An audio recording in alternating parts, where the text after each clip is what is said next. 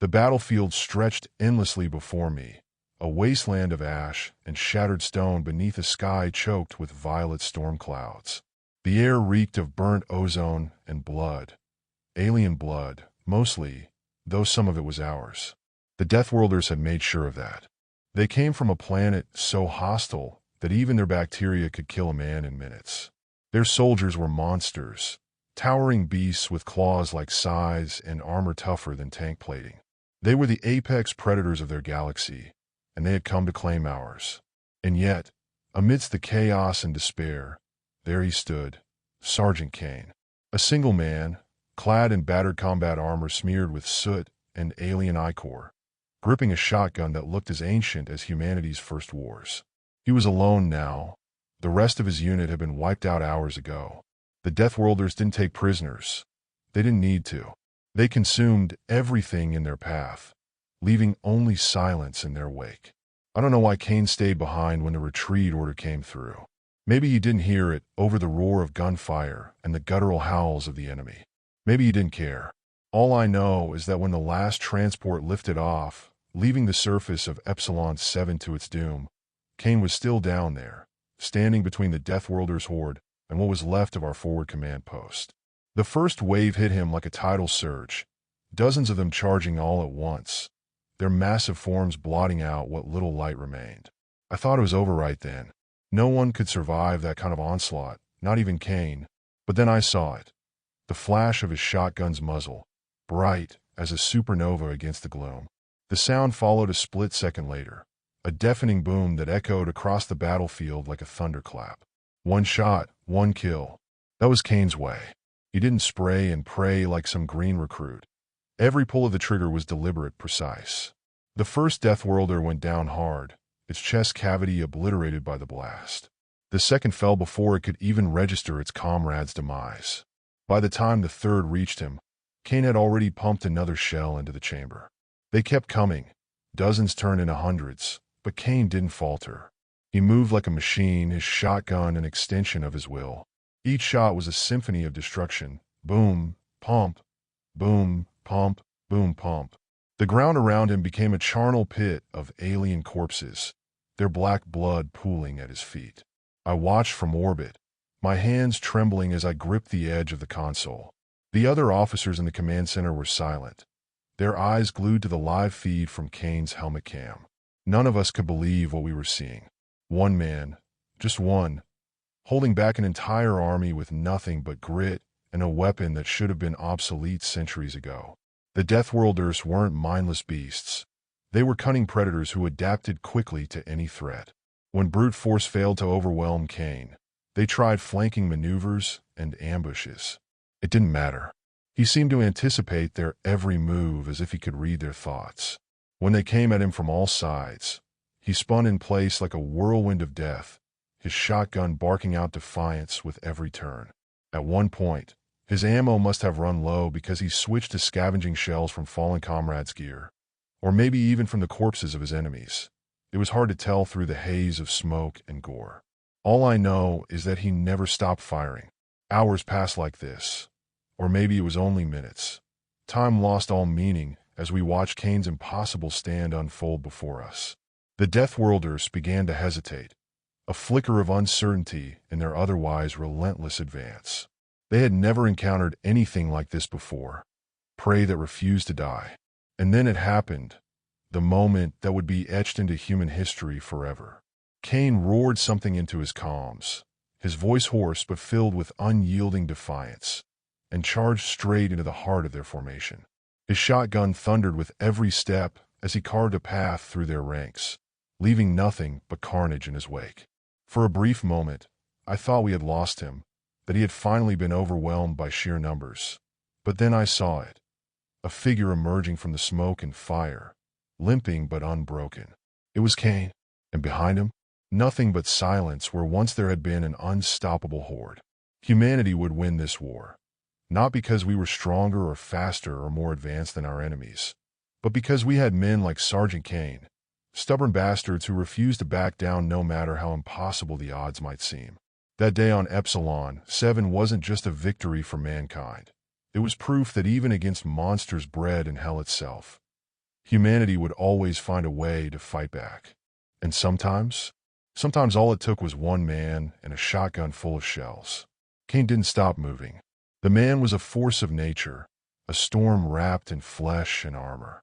His steps were uneven now, his left leg dragging slightly from a wound I couldn't see clearly through the helmet cam's haze. But he didn't falter. He didn't pause to catch his breath, or even glance back at the mountain of corpses he'd left behind. He just kept going deeper into the DeathWorlders territory. I wanted to scream at him through the comms, to tell him to fall back, to retreat while he still had the chance. But the truth was, I couldn't bring myself to say it. Not after what I'd just seen. Cain wasn't retreating because he couldn't. Not physically. He was still capable of turning around, but because something inside him refused to yield. The kind of man who could stand against an army wasn't the kind of man who would ever run. The DeathWorlders weren't done, though. They never were. Their horde was endless, their numbers replenished by dropships that descended like vultures onto the battlefield. I watched as another wave poured out of the sky, their massive forms silhouetted against the flashes of lightning in the storm-choked heavens. This time, they brought heavier weapons, plasma cannons that could melt through steel and organic matter alike. Cain didn't flinch. He ducked behind a jagged outcrop of rock as the first plasma bolt screamed past him, leaving a molten scar on the ground where he'd been standing moments before. His helmet cam feed flickered as shrapnel from an explosion peppered his position, but when it stabilized again, I saw him reload his shotgun with calm precision. Command. His voice crackled through our speakers for the first time in hours. It was gravelly, strained, but steady. You still watching? We were silent for a moment, unsure how to respond. Finally, Captain Voss leaned forward and pressed the comms button. "We're here, Sergeant," she said softly. "We're all watching." Cain chuckled, a low, humorless sound that sent chills down my spine. "Good," he said. "Then you'll want to see this." Before we could ask what he meant, Cain moved again, this time not toward cover, but directly into the open field where the DeathWorlders reinforcements were landing. His shotgun barked once, twice, 3 times in quick succession as he closed the distance between himself and their heavy gunners. The first plasma cannon exploded in a shower of sparks and alien gore as its operator crumpled under Cain's assault. The second gunner managed to fire off a shot before Cain reached him, a searing bolt of energy that grazed Cain's shoulder and sent him staggering sideways. For a moment, I thought that might be it, that even Cain couldn't survive a direct hit from one of those things, but then he straightened up again, his armor smoking but intact. With a roar that seemed to shake the very air around him, Cain leapt onto the second gunner and drove his shotgun barrel directly into its chest before pulling the trigger. The alien's torso erupted in a spray of black ichor as its weapon clattered uselessly to the ground. The remaining DeathWorlders hesitated again, a fatal mistake when facing someone like Cain. He didn't give them time to regroup or adapt. Instead, he charged straight at them with reckless abandon, firing shell after shell until his shotgun clicked empty. For a brief moment, I thought he was finally out of options, but then Cain did something that made my jaw drop. He threw the shotgun aside and picked up one of their plasma cannons. The weapon looked comically oversized in his hands, designed for creatures twice his size, but Cain hefted it like it weighed nothing at all. He turned it on its former owners and unleashed hell. The battlefield lit up with blinding flashes of green light as bolts of plasma tore through the DeathWorlders' ranks. Their screams filled my headset, deep, guttural sounds that made my stomach churn. But Cain didn't stop firing until every last one of them was either dead or fleeing back toward their dropships. When it was over, Cain stood alone amidst the carnage, his armor scorched and battered but still upright. He tossed the plasma cannon aside like it was garbage and retrieved his shotgun from where it had fallen. "Command," he said again after a long pause. His voice was quieter now, tired but still unbroken. "What's our next move?" Captain Voss stared at the screen for what felt like an eternity before responding. "Sergeant," she said finally, her voice trembling with something that sounded like awe. "You are our next move." Cain laughed again, a real laugh this time, and started walking toward what we assumed was the DeathWorlders' main command center. "Then let's finish this," he said simply. And so we watched as one man continued his impossible march into enemy territory, not because he believed he could win, but because humanity needed him to try. And if there's one thing we've learned about humans over millennia of war and struggle, it's that trying is often more than enough to change everything. The storm above raged harder now, as if the planet itself was protesting Cain's defiance. Lightning forked across the sky, illuminating the battlefield in brief, jagged flashes. The ground beneath him was slick with alien blood, and the air hummed with the residual charge of plasma fire. But Cain didn't stop. He didn't even slow down. His helmet cam feed was shaky now, partly from the damage his gear had taken, and partly from the sheer ferocity of his movements. Every step he took was deliberate, every action calculated. He wasn't just surviving anymore. He was hunting. Command, Cain said again, his voice crackling through the comms. I'm closing in on their command structure. Looks like some kind of hive node. We scrambled to pull up satellite imagery, but the interference from the storm made it almost impossible to get a clear picture. All we could see was a massive structure rising out of the ground ahead of him, organic and grotesque, like a tumor that had metastasized into a fortress. It pulsed faintly in the dim light, its surface covered in writhing tendrils and spiked protrusions. That's it, Captain Voss said, her voice tight with urgency. That's their central command hub. If you can take it out. Cain cut her off with a dry chuckle. If? Come on, Captain. You've been watching me all day. You know I don't do if. Despite everything, the overwhelming odds, the sheer insanity of what we were witnessing, I found myself smiling at his words. Somehow, against all logic and reason, Cain made us believe that victory wasn't just possible. It was inevitable. The DeathWorlders must have realized what he was planning, because they started throwing everything they had at him. Waves of infantry poured out of the Hive node, their guttural roars echoing across the battlefield as they charged toward Cain's position. Heavy artillery rained down around him, each explosion sending up plumes of dirt and ash that obscured our view. But when the dust settled, there he was, still standing. Cain moved like a phantom through their ranks, his shotgun barking out death with every pull of the trigger. When he ran out of shells again, he switched seamlessly to scavenged weapons, alien rifles that hissed and spat bolts of energy as he wielded them with brutal efficiency. At one point, a DeathWorlder nearly got the drop on him, a massive brute twice his size that lunged at him from behind with claws extended. But Cain spun around at the last second, driving the butt of his shotgun into its face with enough force to crack its skull before finishing it off with a point-blank blast. Is that all you've got? He roared into the storm as another wave approached. His voice was raw now, strained from exertion, but still filled with that unshakable defiance. The Hive node loomed closer with every step he took. Its surface writhed and shifted as if alive, and I could see smaller DeathWorlders scuttling along its exterior like insects swarming over a carcass. They were trying to fortify it against his advance, erecting barriers and setting up defensive emplacements. But it was too late. Cain reached the base of the structure and paused for just a moment to survey his surroundings. Then he did something that none of us expected.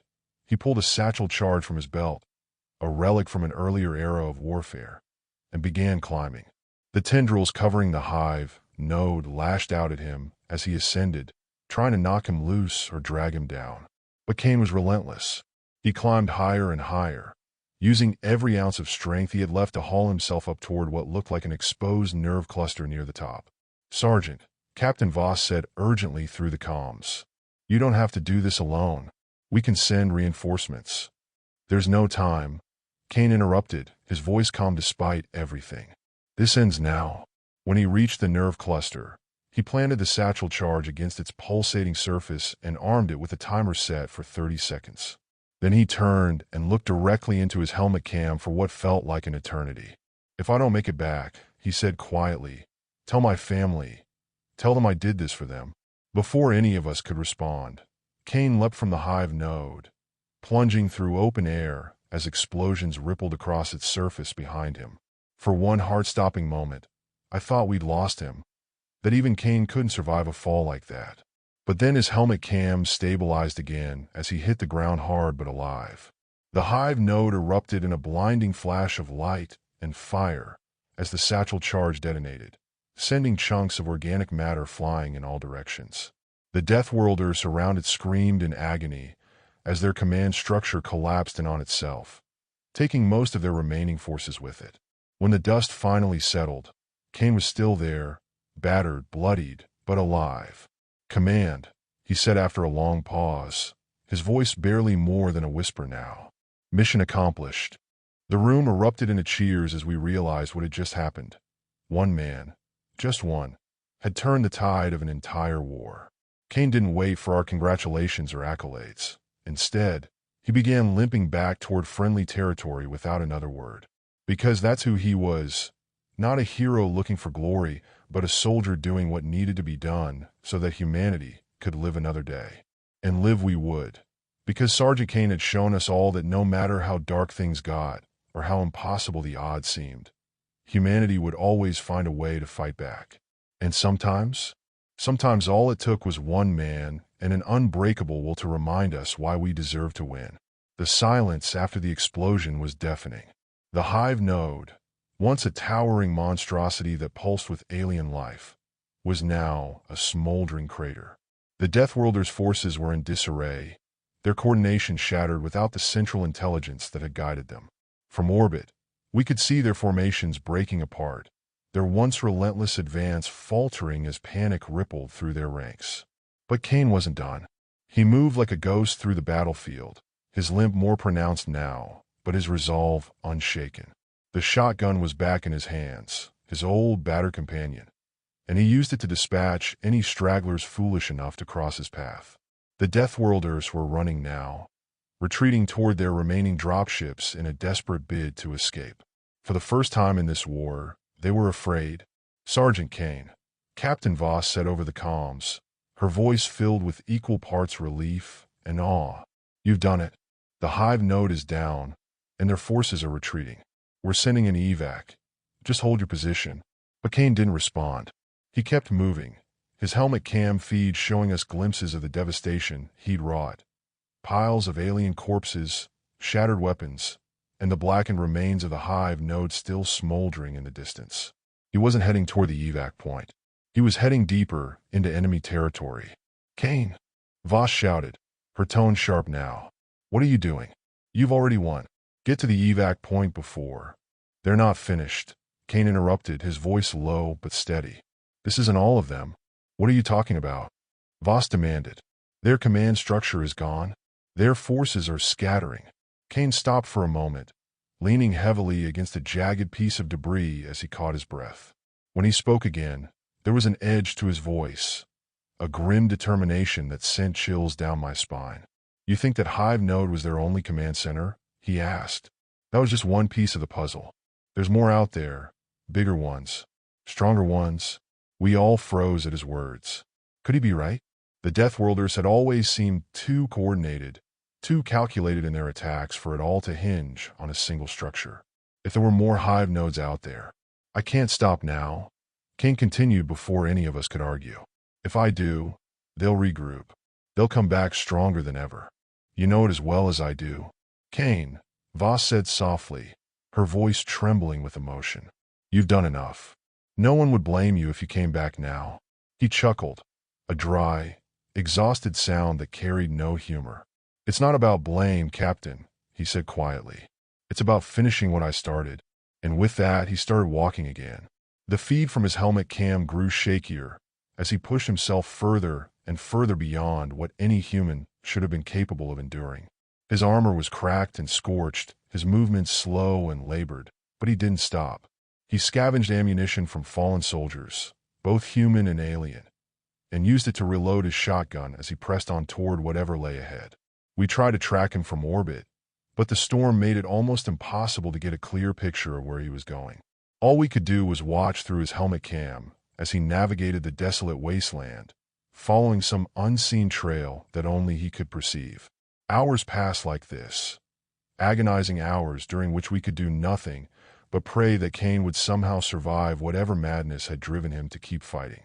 And then we saw it. Another Hive node rising out of the horizon like a grotesque monument to alien domination. This one was even larger than the first, its spires reaching high into the storm-choked sky, and its surface crawling with DeathWorlders preparing for battle. Cain didn't hesitate. He charged straight toward it with a ferocity that defied comprehension, his shotgun roaring as he tore through wave after wave of defenders. They threw everything they had at him: plasma fire, artillery strikes, even massive war beasts that towered over him like living tanks, but nothing could stop him. At one point, his helmet cam went dark for several agonizing seconds after an explosion engulfed his position.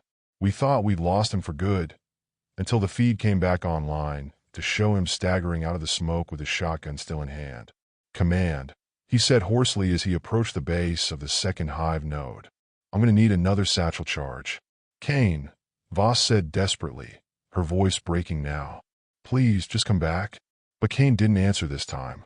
Instead, we watched in stunned silence as he began climbing again, his battered body silhouetted against the flashes of lightning as he ascended toward what looked like another nerve cluster near the top. The DeathWorlders swarmed around him like ants defending their nest, but Cain fought them off with brutal efficiency, using everything at his disposal to carve a path through their ranks. When he reached the top, he planted another satchel charge and armed it with a timer set for 30 seconds. This time, there were no words, no final message for us to relay to his family or anyone else. He just jumped again and disappeared into the chaos below as another explosion tore through the Hive node behind him. When the dust settled this time, Cain emerged once more, alive, unstoppable, humanity's unyielding will made flesh. And as I watched him limp away from yet another impossible victory, I realized something profound. Cain wasn't just fighting for survival anymore. He was fighting for all of us, for every man, woman, and child who refused to bow before monsters bred in hell itself. And somehow, I knew he wouldn't stop until every last one of them was gone forever. Because that's what it meant to be human, to stand against impossible odds, and win anyway. The third Hive node loomed on the horizon like a nightmare given form. It was larger than the others, its grotesque spires clawing at the storm-choked sky, its surface alive with the writhing forms of DeathWorlder soldiers. This was it, the heart of their invasion, the nexus of their Hive mind. If Cain could destroy this one, it wouldn't just cripple their forces, it would end them, permanently. We knew it. He knew it. But Cain didn't slow down. He didn't hesitate. He limped forward, his battered armor sparking with every step, his shotgun slung over his shoulder like a soldier returning from the dead for one last fight. The storm above seemed to intensify as he approached, lightning splitting the sky and illuminating the battlefield in harsh, flickering light. "Sergeant Cain," Captain Voss said over the comms, her voice trembling with emotion. "This is suicide. You've done enough. More asterisk than enough. Let us send reinforcements." Cain's voice came back through the static, calm and resolute. "There's no time for reinforcements, Captain. You know that as well as I do. But I'm finishing this," he said firmly, cutting her off. "For Earth. For all of us." We watched in silence as he approached the Hive node's perimeter, where an army of DeathWorlders waited for him. They had learned from their mistakes. This time, they weren't charging blindly into his line of fire. They were dug in, fortified behind walls of organic material bristling with plasma turrets and heavy artillery. Cain didn't care. He raised his shotgun and fired the first shot. The sound echoed across the battlefield like a thunderclap, and then all hell broke loose. The DeathWorlders opened fire with everything they had, plasma bolts streaking through the air like meteors, artillery shells detonating in deafening bursts around him. But Cain kept moving. He weaved through the chaos with a precision that defied logic, his shotgun barking out death with every step. One by one, their defenses fell before him. Turrets exploded in showers of sparks and alien gore as he closed the distance to their front line. When his shotgun ran dry, he switched to scavenged alien weapons again, plasma rifles and energy blades that hissed and crackled in his hands. It was impossible. It was insane. And yet, he was winning. "Command," Cain said through gritted teeth as he fought his way toward the Hive node's entrance. "If I don't make it out of this, you tell Earth they've got nothing to fear." "Cain," Voss said desperately, her voice breaking now. "You will make it out of this." He didn't respond. Instead, we watched as he reached the base of the Hive node and began climbing once more, his movements slower now, more labored, but no less determined. The DeathWorlders swarmed around him like insects trying to drag down a predator. But he fought them off with brutal efficiency, kicking, punching, shooting anything that got too close.